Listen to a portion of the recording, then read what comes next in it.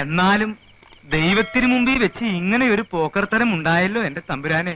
ആകാശത്തിന് തീനാളം ഇറക്കുമെന്ന് പറയുന്ന കാലം വരാറായോ? ഇതിന്റെ ഒരു മുടിഞ്ഞ വേദോപദേശം. മോളെ സൂസി, നീ എന്ന് ഇച്ചിരി കാപ്പി അനത്തിയേ. ശരി മോളിക്കുട്ടി. എന്നാ മച്ചി? നീ ആ ചായപ്പിന്റെ താക്കോൽ ഇങ്ങോട്ട് എടുത്തോ. ചേച്ചി, ആ ചായപ്പിന്റെ താക്കോൽ എവിടെ? ഈ അമ്മച്ചിക്ക് ഇത് എന്നാ സുഖേടാ. അമ്മാച്ചന്മാര് വന്നിട്ട് പോലും തുറന്നു കൊടുക്കാത്ത ചായപ്പ ഒരു അച്ഛനെ കൊണ്ടുവന്ന് വെഞ്ചരിപ്പിക്കുക പോലും ചെയ്തിട്ടില്ല. ഈ ഗജബോക്രിയാണോ ഇത് ഉദ്ഘാടനം ചെയ്യാൻ പോണേ? കുഞ്ഞച്ച, എന്റെ മൂത്ത മോളെ കെട്ടിച്ച് മണവാളിനും മണവാട്ടിക്കും കൂടി താമസിക്കാനാ ഈ ചായപ്പ്. നിന്നെയാ ഞാൻ ആദ്യമായിട്ട് ഇതിനകത്ത് കയറ്റുന്നത്. അതിനെന്നാ, എന്നെ കളി കണ്ട ബഹുവിശേഷമാന്നാ പറയുന്നേ. എന്നാലും വേണ്ട ചേട്ടാ, നിങ്ങളൊരു നല്ല ഉദ്ദേശത്തില് നല്ല കാര്യത്തിന് വേണ്ടി പണിതല്ലേ. അതിൽ എന്നെ പോലൊരു ഗജപോക്കിരെ കയറ്റിയാൽ ശരിയാവത്തില്ല. ഒരു കുഴപ്പമില്ല. കുഞ്ഞച്ചനെ പറ്റി ആളുകൾ എന്തൊക്കെ പറഞ്ഞാലും ഞങ്ങൾക്ക് ദൈവം അയച്ചു തന്ന ദൈവദൂതനെ പോലെയാ. ബാ. ഒരു ദൈവദൂതൻ.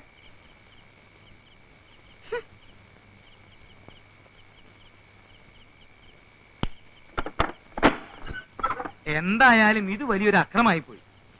ആ കാഞ്ഞിരപ്പള്ളി പാപ്പനെ ഞാനൊന്ന് കാണട്ടെ. അവന്റെ വാരിയിൽ ഞാൻ എടുത്തോണ്ട് തരാം പോരെ.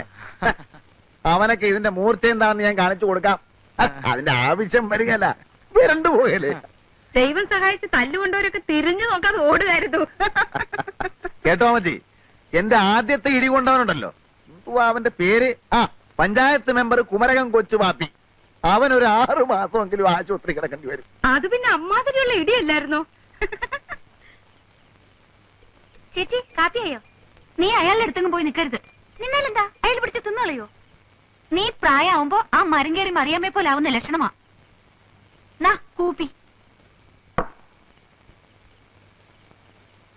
ഇതുവരെ നീ എന്താ കല്യാണം കഴിക്കാതിരുന്നത്? ഞാനൊരു അനാഥനും പോക്കിരി ആയതുകൊണ്ട് എനിക്കാരും പെണ്ണേറിയാലും ഞാൻ എന്നാ ചെയ്യാനാ? എന്നാലും ഒരു പെണ്ണൊക്കെ വേണ്ടേ? ഓ, 2-3 പെണ്ണുങ്ങളുടെ കൂടെ ഞാൻ പുറത്തതാ, ഒന്നും ഗുണമില്ല. കുറെ എണ്ണ എന്നെ ഇട്ടേച്ചും പോയി, ബാക്കിയുള്ളതിനെ ഇട്ടേച്ചും ഞാൻ ഉഞ്ഞു പോന്നു. നിന്നെ മഹറോൻ ചെല്ലേണ്ട ജാതിയാണല്ലോടാ. അതിന് മഹറോൻ ചെല്ലാൻ ഞാൻ പള്ളി കയറിയിട്ടുണ്ട്. നിനക്ക് ദൈവവിശ്വാസം ഉണ്ടോ? നീ കമ്മ്യൂണിസ്റ്റ് ആണോ? ഞാൻ കമ്മ്യൂണിസ്റ്റും അല്ല, കോൺഗ്രസും അല്ല. കുറച്ച് സ്ഥലം വാങ്ങി മാന്യമായിട്ട് ജോലി ചെയ്ത് കുടുംബത്തിൽ പറഞ്ഞ ഒരു പെണ്ണിനെയും കല്യാണം കഴിച്ച് സുഖമായിട്ട് ജീവിക്കണമെന്ന് തന്നെ കുഞ്ഞച്ചന്റെ ആഗ്രഹം. പക്ഷെ അതൊന്നും നടക്കുന്ന ലക്ഷണമില്ല. ഇനിയും വരാം. നീ ഇപ്പൊ എവിടാ താമസിക്കുന്നേ? താമസിക്കാനൊന്നും ആയിട്ടില്ല, അന്വേഷിച്ചോണ്ടിരിക്കുക. ഈ കാഞ്ഞിരപ്പള്ളി പാപ്പന്റെ അവിടെ തരാമെന്ന് പറഞ്ഞതാ. ഇനിയിപ്പോ ഈ അവിടെ ബഹളമൊക്കെ ആയ സ്ഥിതിക്ക് വേറെ എവിടെയെങ്കിലും നോക്കണം. ഓ, ഞാൻ വരട്ടെ മച്ചേ. എന്നാ ചെല്ല്. കേട്ടോ, എനിക്കൊരു ബുദ്ധി. പെൺബുദ്ധി പിൻബുദ്ധി എന്നാ പറയുന്നത്. എനിക്ക് ഈ വർത്താനം പിടിക്കത്തില്ല കേട്ടോ. ഇപ്പൊ തന്നെ കാഞ്ഞിരപ്പള്ളി പാപ്പൻ ബഹളം ഉണ്ടാക്കി. ഇതുകൊണ്ട് ഇത് തീർന്നെന്ന് വിചാരിക്കാവോ? ഇല്ല. ഈ ചായപ്പ് ഏതായാലും വെറുതെ കിടക്കില്ലേ. മോളിക്കുട്ടിയുടെ കല്യാണം കഴിയുന്നിടം വരെ ഇവനെ കെട്ടി താമസിപ്പിച്ചാലോ? എടി, ആൾക്കാര് കെട്ടിക്കാറായ 2 പെൺപിള്ളേ. അതേ, എന്റെ പിള്ളാരാ, അവര് പിഴക്കത്തില്ല. നമ്മുടെ വീട്ടിൽ കടിക്കുന്ന ഒരു പട്ടിയെ വളർത്തുന്നുണ്ടെന്ന് വിചാരിച്ചാ മതി. അവൻ അവിടെ കിടന്നേച്ചു എഴുന്നേറ്റ് പോന്നെ പൊയ്ക്കോട്ടെ. ഞാനൊന്ന് ആലോചിക്കട്ടെ. ഒന്നും ആലോചിക്കണ്ട, ഞാൻ ആലോചിച്ചു.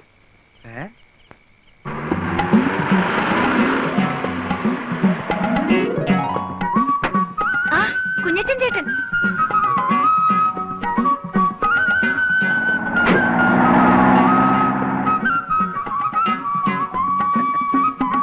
ആ സാധനങ്ങളൊക്കെ ഇടയ്ക്ക് വെക്കണാവേ.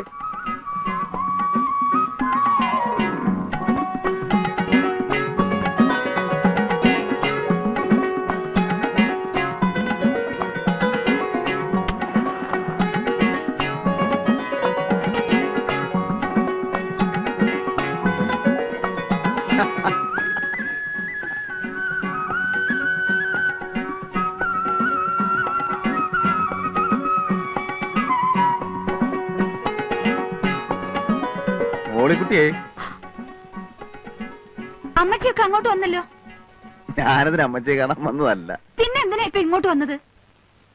ഞാൻ സത്യത്തില് പെരുന്നാളിന്റെ അന്ന് തുടങ്ങി, അല്ല, ആദ്യം ഞാൻ വേദപാഠ ക്ലാസിന്റെ അവിടെ വെച്ച് കണ്ട അന്ന് തുടങ്ങി മോളിക്കുട്ടി ശ്രദ്ധിക്കുന്നു.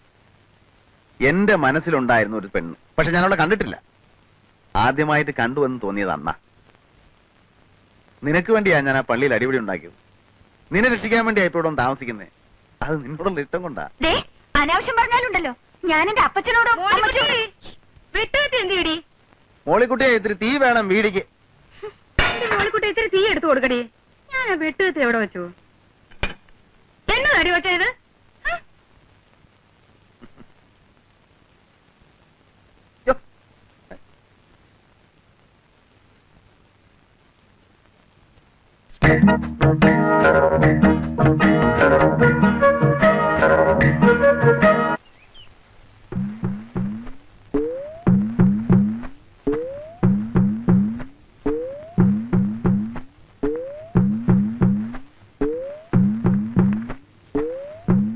ഈ പ്രിൻസിപ്പൽ കുഞ്ഞച്ചൻ സാറിന്റെ വീടല്ലേ ഇത്?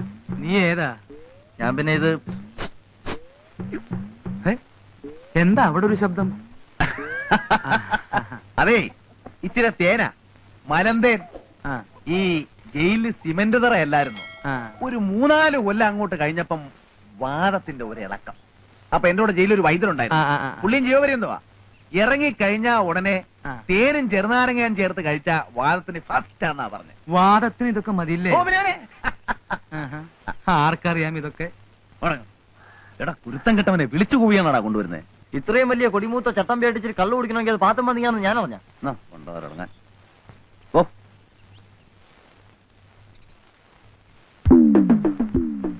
അമ്മച്ചി, ദേ, എന്തായാലും അമ്മേ? ഈ പെണ്ണ് പറയുന്ന കേട്ടോ.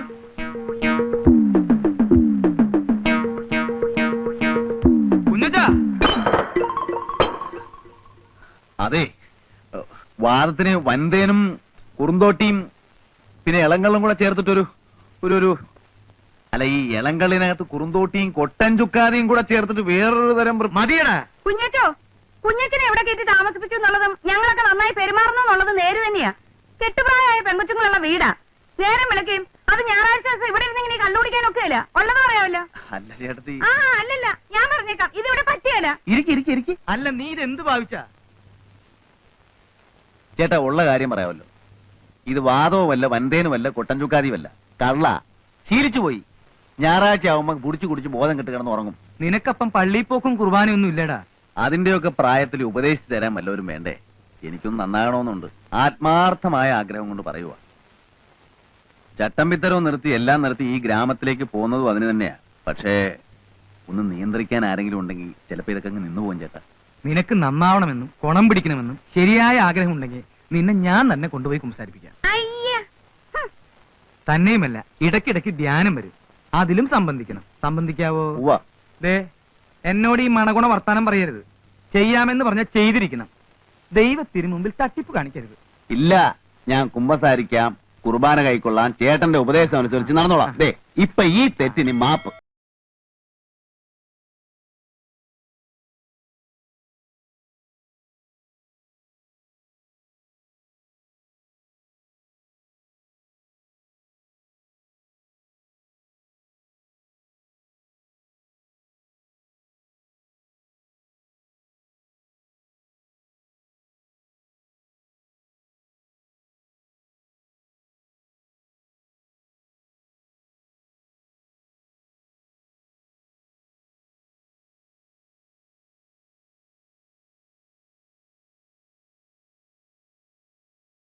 നിന്റെ പാപങ്ങളെല്ലാം ദൈവത്തിന്റെ പ്രതിപുരുഷനായ പുരോഹിതനോട് പറയൂ കുഞ്ഞച്ച.